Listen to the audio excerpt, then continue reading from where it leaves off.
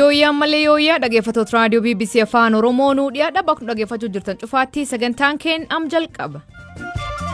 Rakkoo nageenya Oromiyaa irratti miseensonni paarlaamaa maaliif uummata iyyuu dhaban? Aangoo singabu, humna singabu, dhageettii singabu, sabnis immoo fedhii ofiitiin paarlaamaa filate miti mootummaan buddeena isaanii laatu. Guji baatti albuuda oomishuu fi lafteen irraa mootummaan nu kaasaa jira jedhan jiraatonni. Duruu olaanuu nuti jira horiin nurraa dhumateera waan nyaanne bulluuyyuu dhanne waan jiraannu dhanne du'aaf jiru gidduu jirra yeroo kana keessatti lafa teenarraa nu buqqisuun haa dhaabbatu.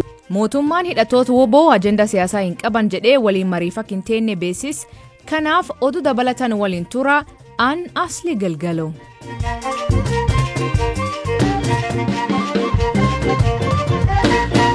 Nuudhiyaadha dhaggeeffattooteenna oduutiin jalqabaanii mootummaan hidhattoota woboo ajandaa siyaasaa hin qaban jedhee waliin marii akka hin teenne beesis mootummaan Itoophiyaa hidhattoota Oromiyaa keessa socho'anii fi waggoota muraasa darban humnoota mootummaa waliin walolaa jiran waliin mariif akka hin teenne beesis dubbi himaan mootummaa naannoo Oromiyaa obbo Haayiluu Addunyaa gaafa wiixataa ibsa miidiyaaleef kenneen hidhattoonni kunneen ajandaa siyaasaa hin qabanii jedhu. Dubbi himaan mootummaa naannoo Oromiyaa obbo Haayiluu Addunyaa gaafa wiixataa ibsa miidiyaaleef kennaniin hidhattootni waraana bilisummaa Oromoo ajandaa siyaasaa hin qaban jechuun mootummaan ajandaa hidhattoota kan waliin mari'achuu akka hin qabne beeksisan. እርስ በርሱ የሚታኮስ አንድ ዓላማ የሌለው መሪ ድርጅት የሌለው ዘራፊ ቡድን ነው. qaama walitti dhukaasu kaayyoo tokko kan hin qabne jaarmiyaa isa hoogganu kan hin qabne garee saamichaati. Aantee uummataa kan hin qabne kan sadarkaa kanatti socho'udha. Kanaafuu akka mootummaatti qaama caasaa hin qabne ofiifuu kan wal qoode waliin dubbachuuf ajandaa siyaasaa qabsoo ittiin gaggeessuu hin qabu. Nama nagaa butee birrii miliyoonaa fi 100,000 qaama gaafatudha. Shiftaa akkasii waliin haalli itti dubbattu hin jiru. Dubbii himaan mootummaa naannoo Oromiyaa obbo Haayiluu Addunyaa hidhattootni kunneen lammiilee nagaa irratti xiyyeeffatanii haleellaa raawwatu jechuun himatan. Himannaa kana garichi irra deddeebiin waakkachaa ture. BBC'n jiraattota irraa akka odeeffatetti nama ukkaamsanii qarshii gaafachuun akkaan dabalaa dhufeera. Kana sodaa gara magaalotaa akka baqatan hedduudha. Hidhattootni hireen murteeffannaa uummata Oromoo akka mirkanaa'u akka qabsa'an dubbatu. Mootummaan waggoota muraasa darban dargaggoota qabsoo hidhannoo keessa seenaniif waamicha gochuun simataa ture. Adeemsi kun hagam milkaa'aa akka ture garuu ifa miti. Wanti gochaa jiru dargaggoonni garee shororkeessaa kana keessa seenan akka deebi'an gochuudhaa jedhu obbo Haayiluun garee ajandaa siyaasaa hin qabne waliin mari'achuun hin danda'amu. Waamichi nuti taasifne garee shororkeessaaf miti dargaggoota dogoggoraan garee kana seenaniifidha jechuun ibsan obbo Haayiluun kanneen jireenya nagaatti deebi'aniif mootummaan tumsa barbaachisu ni taasisas jedhan. Mootummaan waggoota darban irra deddeebiin opereeshinii waraanaa gaggeessus nageenyi waaraa hin dhufne jedhu jiraattonni. Qeeqxoonni ministeera muummee Abiyyi Ahmed mootummaan dirree dimookiraasii waan dhiphiseef dargaggoonni qabsoo hidhannoo keessa seenuu himu. Aangawoonni mootummaa garuu yaada kanatti waliin galani.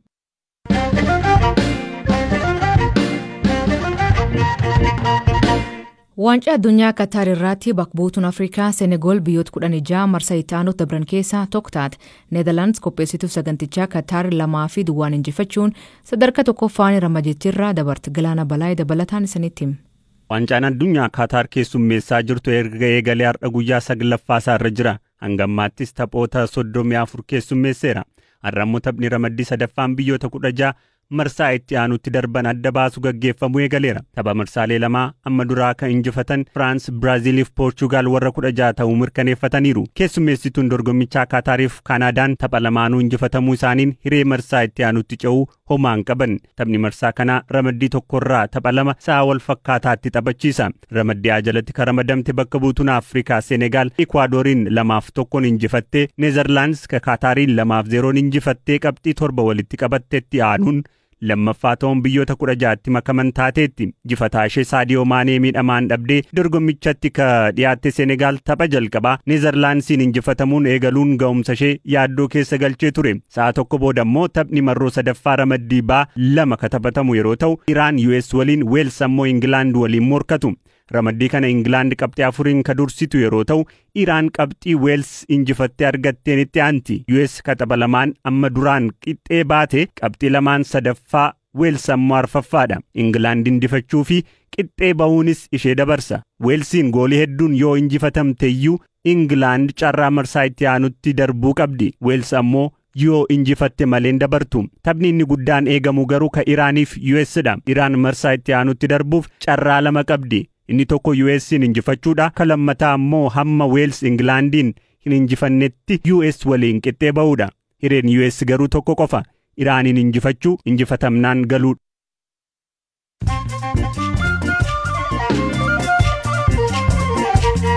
Dhaggeeffattootni ammoo gabaabaa addunyaa isaanii dhiyeessaa jalqabaanii biyyoonni Afrikaa xiyyeeffannaa addunyaan bara 2030tti HIV/AIDS balleessuuf keettee irra goruu gabaasni haaraan argisiisa.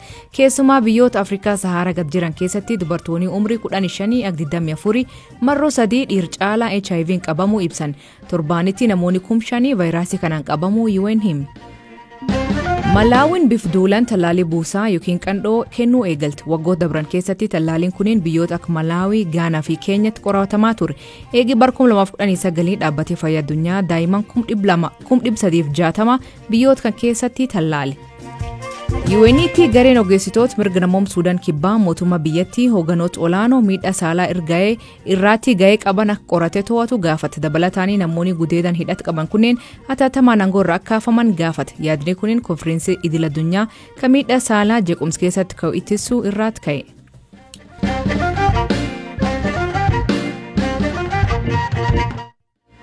Naannoo Oromiyaa keessuma gamli naannichaatiin haleellaa humnoonni hidhatan uummata nagaa irraa raawwataniin ajjeechaa fi miidhaan hamaan dhaqqabaa jira. Hawaasni idil addunyaa fi bakboonni uummataa paarlaamaa jiraniileen rakkoo nageenyaa waggootaaf bubbulkanaa yeroo kaasan hin dhaga'amuu jechuun koomiin irratti ka'e. Profeesar Mararaa Guddinaa miseensi paarlaamaa tokko sammuu isaa fi uummata bakkis buufateef malee paatiif bitamuu hin qabu jedhu. Elamoo maal seete addunyaa gubbaatti paarlaamaan leeverii 3 qaba. Paarlaamaan inni humna qabu, inni aangoo qabu, seera ba'eessa baasuu danda'a, seera itti amane baasuu danda'a. Akka hojiirra oolchu immoo warra sira asfaccaamii yookiin exekuutii fi ajajuu danda'a, to'achuu danda'a. Inni lammaffaa immoo seera ba'eessa baasuu danda'a, garuu humna ittiin warra hojii raawwachiiftu ajajuun qabu. Inni sadaffaa immoo warri faranjii tooking shooppii jedhu. Waan saba laallatu waan tokko dubbatee galaa seera ba'eessas baasuu hin danda'u. Warra hojii raawwachiiftu yookiin egzikuutiif ajajuu to'achuu hin danda'u. Kan Itoophiyaatti dhufte darajaa sadan sanaayyuu gadidha. Sigalee. Isuma sanayyuu harma sabni hawwii sabaa, fedhii sabaa, rakkoo sabaa iyyuu hin danda'u, dubbachuu hin danda'u jechuu kooti. Mee paarlaamaan humna kan dhabu maalirraa kan ka'edha biyya tokko keessatti? Wanti dhaka biyyi suni sirna dimookiraasiitiin yaan bulle jaan hin jiraannee fi diktaatirootuma ajaja. Paarlaamaan sunis paarlaamaa diktaatiroonni waan barbaadan dubbatanii waan barbaadan murteessan godhanii waan barbaadan hojiirra oolchanii. Sagaleen qabu sabni sagaleen qabu jechuudha. Sabni bilisaan hin fudhanne jechuudha. Oda keessa jiraatte deengaddaan niitii wayyannaa waa dubbattu muummichi ministeeraa ateessatti beekamtaa paartii keenya si filachiise waan yerootti deebisa si gale. Yaa kanaa gaamoo humna hin qabu, aangoo hin qabu, humna hin qabu, dhageettii hin qabu, sabnis immoo fedhii ofiitiin paarlaamaa filate miti. Yaa kanaa baay'eenis irraan eegamu mootummaan buddeena isaanii laatu hojjetanii galuudha. Paarlaamaa darbe kanarratti waraanni ija addunyaa kanarraatii dhokate garuu immoo lubbuu namoota hedduu galaafataa jiruu fi qeerraa buqqisaa jiru naannoo Oromiyaa keessa jira. Waa'ee sana ni dubbatu yoo xiqqaate illee dhimma kana ni kaasu jettanii eegdanii jirtu. Paarlaamaan kun kana gochuu akka hin dandeenye bilisaa bakka Oromiyaan sabni Oromiyaa akka hin filanne nuti filannaa fuulduraa kana ilaallee hubannee keessaa baane. Paarlaamaa kana gochuu danda'u akka filatamu mootummaan hin barbaade. Innaa filatamanis saba bakka bu'anii hin filatamne rakkoo sabaa dhiyeessuudhaafis hin filatamne dandeettii sanas hin qabanii fedhii sanas hin qabanii warri isaan filachiise immoo akkuma muummichi ministeeraa Deengaddaa jedhe sana akka barbaadanitti waan barbaadan murteessisu. Amma kan Tigraayii sanas paarlaamaanii nagaan haa dhufuu maalaa dhufuu otoo hin taane difaa baloodha kan dubbataa ture. Lakki sabni maa wal fixaa rakkoon kun rakkoo siyaasaati siyaasaan haa hiikamu waan jiru kaaseen beeku paarlaamaan. warra yoo jiraawwachiiftu wayim muummicha ministeeraa waan inni barbaadu waan inni fedhu gargaaruudha. Waan inni dubbatu dubbachuudha. Kuni guddina biyyaa irratti gama siyaasaatiinis ta'e gama dinagdee biyyattii irratti dhiibbaa fiduun qabu. Rakkoo fiduu danda'u maayee Tigraayitti mul'ateera. Oromiyaa gubbaatti mul'achaa jira siigalee. Amma warri tokko amma Abbaa Saanjoon suni kan inni dubbate nama miiliyoonii tokko ta'utu dhumee jedha. Qabeenyi immoo gara biiliyoonii 25tu badee jedha. Biiliyoonii 25 jechuun isa Tilliquu Giddib jedhamee dubbatamu kana xinnaate gara jaraa ijaara. Gara jaha waraana irratti kan badee kan manca'ee jechuu kooti.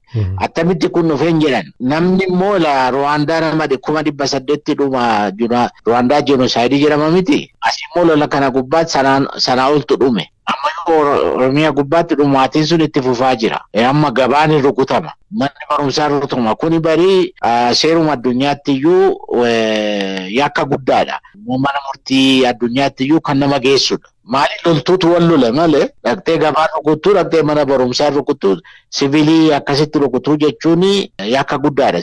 Egaa paarlaamaan itti gaafatama hin qabnedha jechuudha. Godin Gujii Ba'aa aanaa Agawaayyuu ganda baddeessaa ula'ulootti jiraatonni obruu isaanii keessatti albuudii argamuun beenyaa fi marikeen malee dhaabbati mootummaa tumsaa endowment jedhamu qonna jalqabee jedhe. Sabab kanaanii namoonni jaqabamuu himan.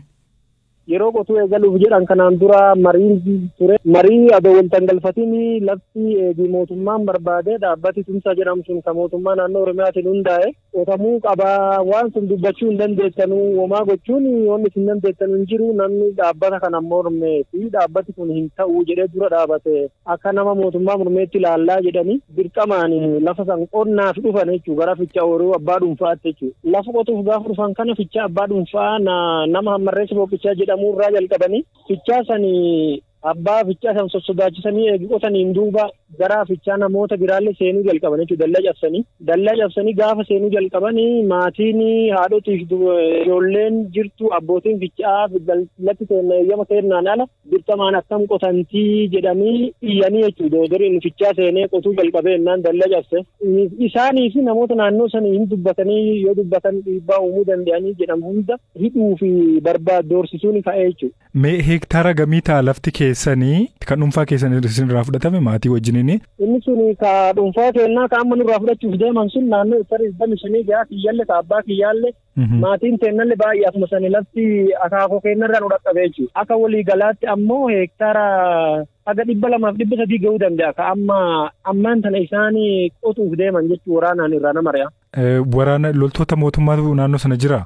Loltoota humna addaa Oromiyaatti qubatee jira naannoo sanii. Isaantu qubateera ka warshicha eeganu jechuudha. Mormiin keessan beenyaan fudhannedha. Tasumaan ka'uu hin qabnu investimentiidhaaf jechuudha moo addanaa baasa? Lafti amma jijjiirraa argannu hin jiru. Nuti yoo lafa sanirraa kaane lafti jiidhaan dursilaa jiru hundi qotamee dhumeera. Lafa sanirraa yoo kaane bakki itti jiraannu hin jiru waan ta'eef nuti lafa sanirraa buqqa'uu hin barbaannu. Lafti keenyaan nu kabajamuu qabdi. Nuti ammoo yeroo kana keessatti buqqa'uun duruu oolaanuu nu fixu jira. Horiin nurraa dhumateera. Waan nyaannee bulluuyyuu dhannee waan jiraannu dhannee du'aaf jiru gidduu jirra. Yeroo kana keessatti ammoo dhaabbati maqaa mootummaatiin lafa teennarraa akan buqqaane lafa teennarraa nu buqqisuun haa dhaabbatuuti. Duruu buqqa'aa turre duruu miidhamaa turre sirni baay'een nu miidheera. Miidhaan sun akka nurraa dhaabatu jedha yeroo wannan dhaama duubarratti. Asumarra dhalannee asumarra guddannee lafa sanirraa yoo buqqaane amma yoo gaaratti gallee lafa dhagaatti galle malee lafti qonnaaf ta'u hin jiru lafti horsiisa looniiti ta'u kabiraa waa hin jirreef bakki irra dhaabannee nuti beenya san fudhannuyyuu hin jiru. Yeroo komii keenyatti dhiyeeffannu akka diinaatti ilaallamna. Namoota qabanii hidhanii yoo hidhamu haala yerootti hidhama haala yeroo jedhanii hidhanii mirga ofiitiin bahuu hin dandeettu sa'aatii bulchaan sun barbaade sa'aatii koreen nama hiite sun baasuu barbaadde ba'an malee.